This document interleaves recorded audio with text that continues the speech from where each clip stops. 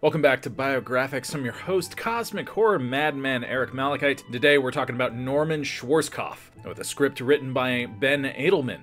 If Ben has provided socials to us, then they'll be linked right alongside links to my storytelling deep dive channel, Story Rant, my books, and more. But with that said, let's go ahead and dive right into this.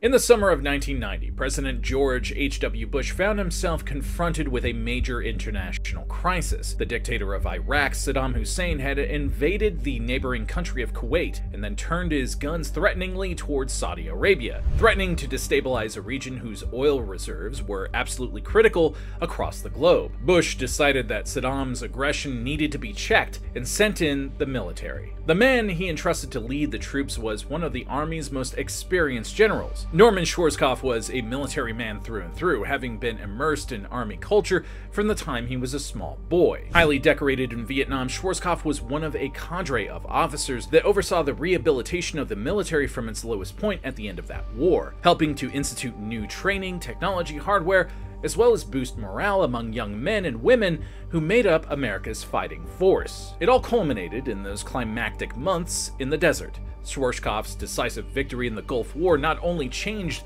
the course of history and the geopolitical map of the entire region, but it also turned him into a war hero, perhaps the last one the country will ever produce.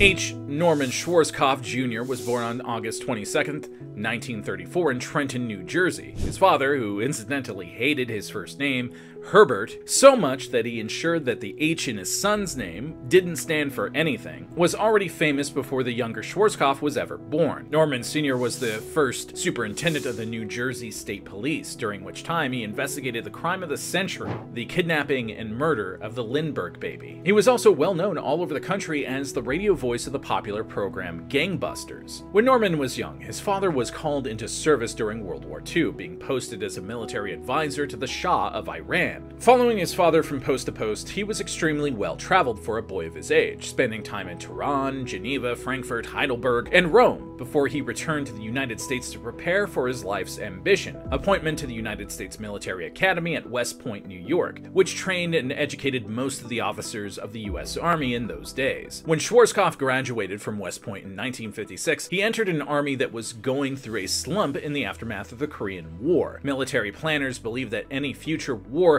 would be fought with nuclear weapons, a terrifying thought, meaning there was no need for a conventional army anymore. Congress slashed the Army's budget, leaving it poorly equipped, poorly trained, and overloaded with officers who were either incompetent, alcoholic, or both. Things hadn't improved much a decade later when the United States sent troops to South Vietnam in an attempt to keep that country from being taken over by the communist-controlled North. Schwarzkopf served with distinction in 2-year-long deployments to Vietnam, earning 3 Silver Stars and 3 Bronze Stars for valor, as well as 2 Purple Hearts representing combat wounds. But he, along with many other officers, grew increasingly disillusioned with the way the war was being fought. Military commanders routinely lied to their superiors in Washington, inflating body counts and other things in order to present a better picture of what was happening on the battlefield than in reality. In turn, the political leadership based on the inaccurate information made astoundingly bad decisions that Schwarzkopf and others felt not only cost lives, but eventually the war itself.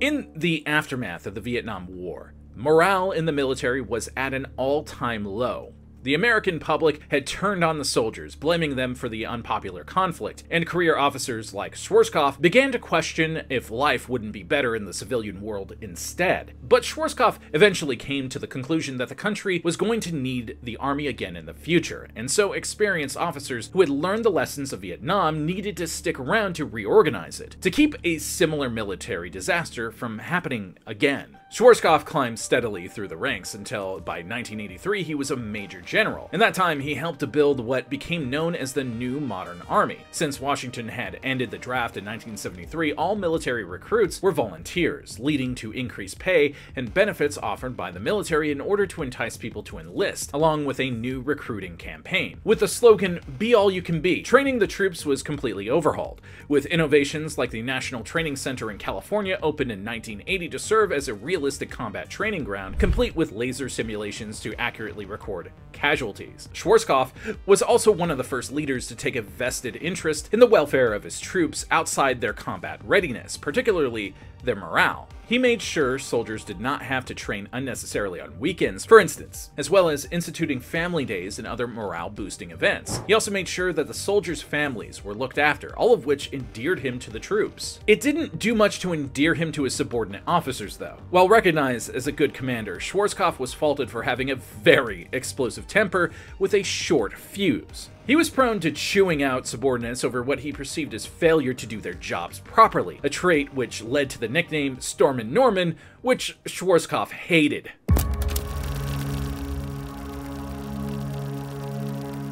In October 1983, Schwarzkopf was selected almost at the last minute to serve as an army advisor to the task force conducting the invasion of Grenada. The small Caribbean island had suffered a military coup, aided by Cuba, that had seen the prime minister executed. The invasion, codenamed Operation Urgent Fury, was ultimately a success, though the operation showcased a number of problems with the military's command structure, particularly the inability of members of the different armed forces, Army, Navy, Air Force, and Marines, to work together effectively. Schwarzkopf himself was initially only an advisor to the task force commander, Admiral Metcalf, but later he was made deputy commander when the Navy man realized belatedly that he had little experience with ground warfare and needed someone to plan the land campaign.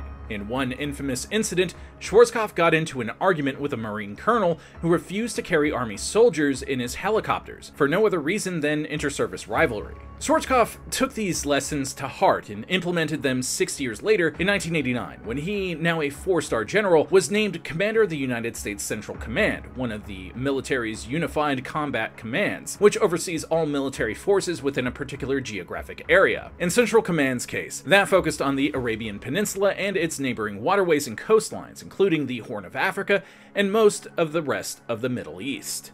As a joint commander, Schwarzkopf was now in charge not only of soldiers, but sailors, airmen, and marines as well, and he made sure all the services in his command played nicely together by conducting joint training exercises. Part of his role was also a diplomatic one, as he was called on to make visits to countries located in his area of responsibility to attempt to foster good relations with his military counterparts. It wasn't an easy job. Most of the Arab states had a relatively ambivalent relationship with the United States, largely because of our support for Israel. The US had also a number of military clashes with Iran over the previous 10 years, but the situation was changing rapidly as every country in the region looked on with increasing anxiety at events transpiring in Baghdad.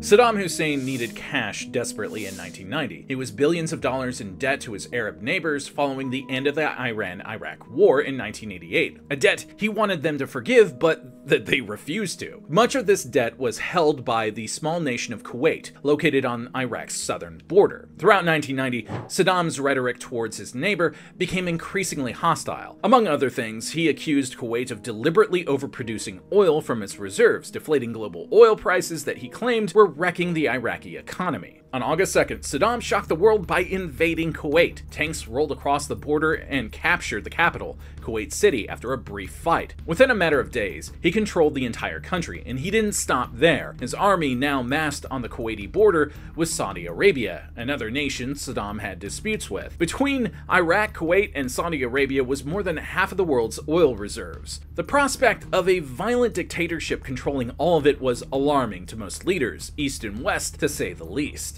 Both the US and the Soviet Union condemned the invasion. President Bush, in particular, was outraged by the attack, proclaiming that it would not stand. he called upon Schwarzkopf. The general's first task was to protect Saudi Arabia from sharing Kuwait's fate. Operation Desert Shield was enacted, which sent hundreds of thousands of US troops to Saudi Arabia at the king's invitation to guard the border between Iraq, Kuwait, and Saudi Arabia. This was a mammoth, complex undertaking for several reasons. For one thing, getting the troops and equipment from the United States to Saudi Arabia, a distance of more than 7,000 miles, required a massive logistical effort over land, air, and sea. Once they got there, all the infrastructure needed to support them, like lodging, transportation, food, electricity, telephone, and radios, needed to be cobbled together, particularly in the border region, much of which was empty desert. It was also an extreme culture shock, the likes of which both parties had never experienced before. For much of its history, Saudi Arabia had been a highly insular and isolated country,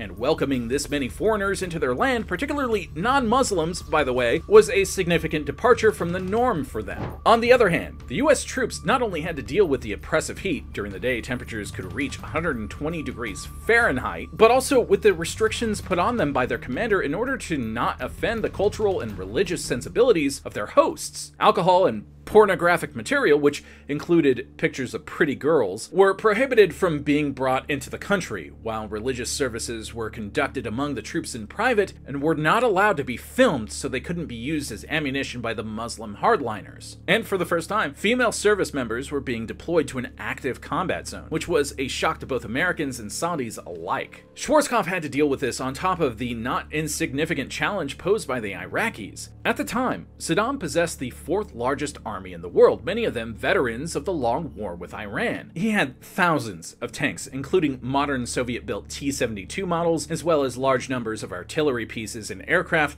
not to mention over 900,000 soldiers. Most worryingly of all was his stockpile of chemical weapons. The Iraqis had used the nerve agent sarin both against Iran and against Iraqi dissidents, particularly the Kurds. Schwarzkopf had every reason to believe that Saddam would use them on his troops as well.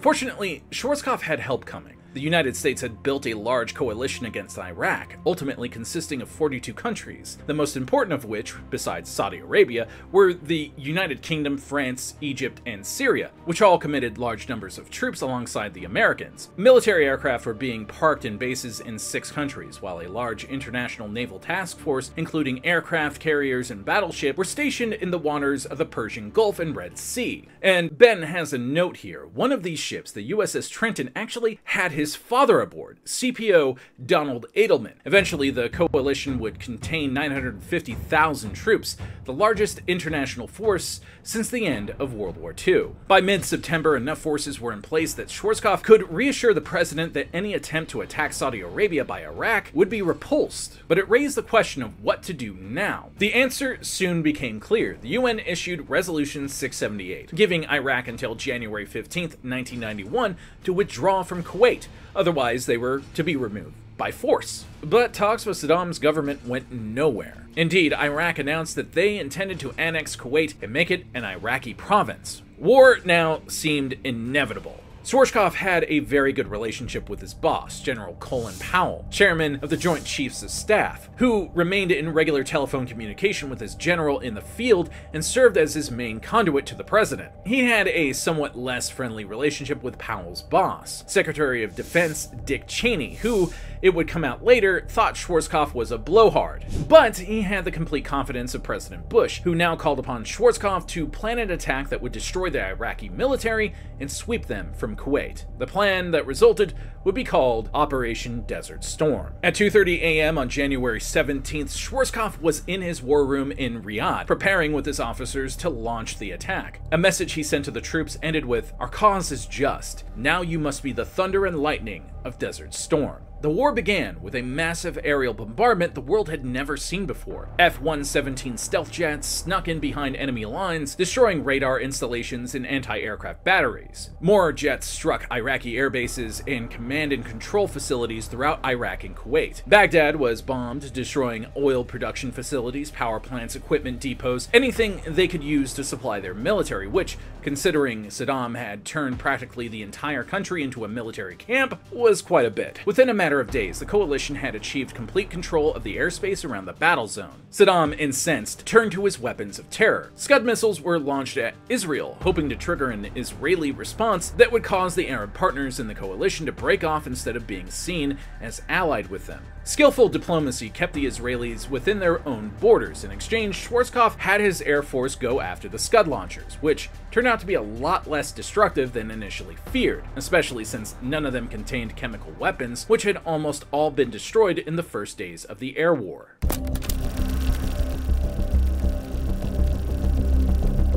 The bombardment lasted 37 days and was devastatingly effective. Apache helicopters and tank-killing A-10 Thunderbolt planes had almost free reign over the Iraqi positions, hitting tanks, artillery, and troop positions. The Navy launched attacks both from the air and from ships, while Air Force jets, including B-52s, lobbed laser and television-guided bombs at targets. Most of this equipment had been introduced after the end of the Vietnam War, and was being tested in battle for the first time. Most of it passed with flying colors.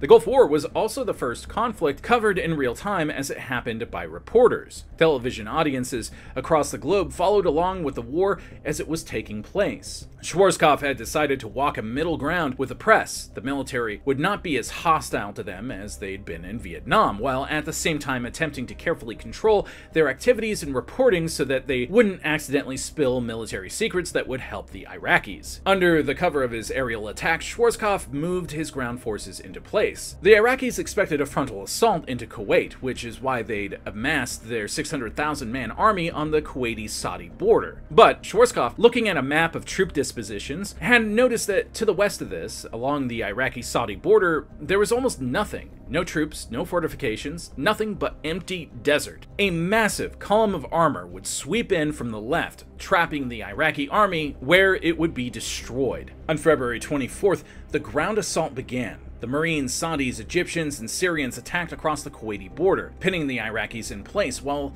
the army swung into southern Iraq and attacked from the left. No one had seen it coming. The press and the Iraqis both had believed an amphibious landing at Kuwait City was the likely attack strategy. American and British tanks tangled with the best units the Iraqi army had, the Republican Guard, and completely routed them in some of the largest tank battles in history. Not only were the Iraqis surprised and demoralized by the Allied attacks, but the coalition possessed two important advantages in technology: night vision equipment and GPS units, which allowed the tanks to navigate at night through the featureless desert and engage targets that were essentially blind to their approach. The Allied Arab contingent liberated Kuwait City, reinstalling the legitimate Kuwaiti government, and exactly 100 hours after the ground attack had begun, Schwarzkopf ordered a halt. The war was over, and staggeringly lopsided too. The coalition had suffered 292 killed and 776 wounded, far less than the 5,000 casualties Schwarzkopf had feared. On the other hand, between 20,000 and 50,000 Iraqi soldiers had been killed,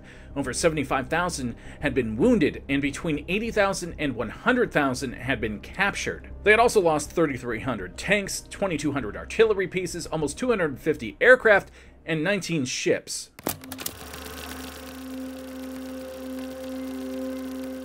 General Schwarzkopf returned to the US at the end of April to a hero's welcome. He was a national celebrity. Everyone wanted him. He was offered the position of Army Chief of Staff, the highest ranking officer in the branch, but he turned it down, preferring instead to retire that August after 35 years of service to his country. Schwarzkopf's retirement was largely a quiet one. He wrote an autobiography in 1992 that was a bestseller and made appearances for charitable causes, but largely avoided the limelight as it made him uncomfortable. He put all the credit for the success of the Gulf War on the grunts, the young soldiers and airmen who had charged into battle, taking relatively little for himself and not cashing in on his celebrity status as others might have. What most gratified him about the Gulf War was how the military had been completely rehabilitated in the eyes of the American public. The scenes of patriotic fervor and enthusiastic welcomes for the troops when they returned from the desert were the polar opposite of what he'd experienced when returning from Vietnam. No one realized it at the time, but the Gulf War set the stage for America's foreign policy over the course of the next 25 years. Saudi Arabia became one of the US's closest allies in the Middle East. American troops have been permanently stationed there ever since. This angered Muslim fundamentalists like Osama bin Laden, who claimed the foreigners were defiling their holy land. This anger would be violently revealed on September 11, 2001. Meanwhile, Schwarzkopf defended the decision not to occupy all of Iraq or depose Saddam Hussein in 1991, claiming that it was never in his mandate from Washington or the UN. Both others, such as Cheney and Powell, privately felt different, and a decade later would use their positions in government to launch a new war against Iraq that would finish the job. But none of that was Schwarzkopf's responsibility. He died on December 27, 2012 at the age of 78, and was buried with full military honors at West Point, not far from the graves of his parents. In many ways, it was the end of an era. Norman Schwarzkopf was the last of America's war heroes in the sense that he was a commanding general that was victorious in a great conflict over an enemy, in the same vein as George Washington, Ulysses S. Grant, and Dwight Eisenhower. There may not ever be one like him again, because there are few nations left with either the capability or will to challenge the United States head-on in a conventional military engagement. That remains to be seen, though, and that's a wild statement, which I'm sure is not going to cause any problem in the comments, right? Combat has returned instead to the asymmetrical, insurgent style of warfare that Schwarzkopf was familiar with in Vietnam, and that was on full display in the recent conflicts in Afghanistan and Iraq. Victory in Desert Storm was due to a lot of combined factors, including superior technology and intelligence, but no less credit can be awarded to the commanding general who was given responsibility for one of the largest and most complex operations in military history, and by most accounts, executed it with flying colors. He succeeded in his mission while suffering far fewer casualties than anyone had expected, in the process achieving for the US military its most spectacular success since the end of the Second World War. Plus, he won $14,000 for charity on Celebrity Jeopardy. What more can you ask of a man than that? Well, I certainly hope you enjoyed that video, and if you did, be sure to do all that algorithmic jazz and keep it tuned here to Biographics for more videos like this. I'm Eric Malachite, and I'll see you next time, Space Cowboy.